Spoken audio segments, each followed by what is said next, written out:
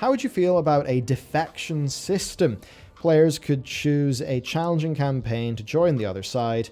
All racials available for both factions while keeping the factions intact. So basically, what CW is asking for here is a way for us to change factions in a similar enough way to how you change a covenant today. By being a goddamn traitor.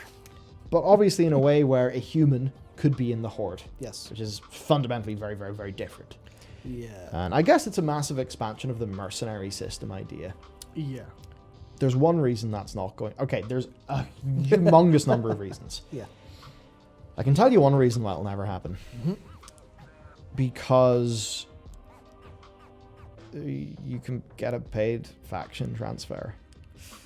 Yeah. And that earns a lot of money. I remember when my guild moved from Shadowsong EU. We were Blades of Light, Shadowsong EU. We then, I think, called ourselves Recall on Draenor EU.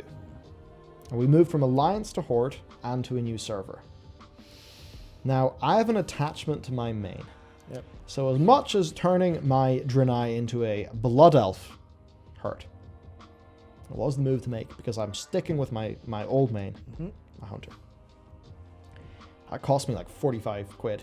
I actually realized it was basically just as the same price to get a max level or a level boost. Yep. That's why that's never going to happen. Now, I think what they may do is a mercenary mode where you could play with the other faction. I think Ian alluded to that being a possibility in some of those BlizzCon interviews. I wonder what, how much the racials and stuff would factor in balance-wise. And it's just that sort of thing where, as a heroic raider who's not really interested in Mythic, like, I would dabble in Mythic if we happened to have the roster. Yeah.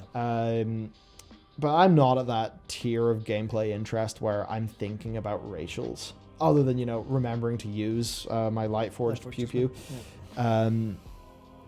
That you could say there's some balance concerns, like could you make this ultimate giga comp of the best ally and horde racials or something like that, and would that really mix up Mythic gameplay? Hard to say, probably would.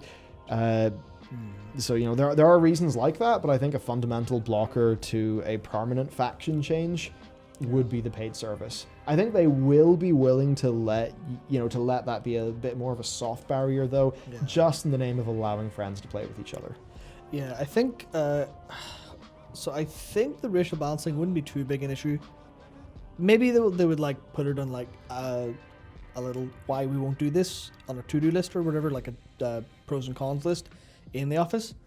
I don't think it'd be too big a deal, but I think more importantly, and this is something I've been thinking about for a while, I think it's like the technical side would be a little bit more important. Because the way you can't see horde characters if you /who them? I feel like there's an awful lot going on in the world and how servers are set up and how characters are set up that I think they would have a massive, because especially if you think of how the game was probably made in the first place, they probably never imagined having no factions. Yeah. So I feel like there'd be massive technical problems that might stem to the very, very root of what a character looks like in data form. I think that might actually kind of impact that, especially if you're swapping around a couple times. It's like, I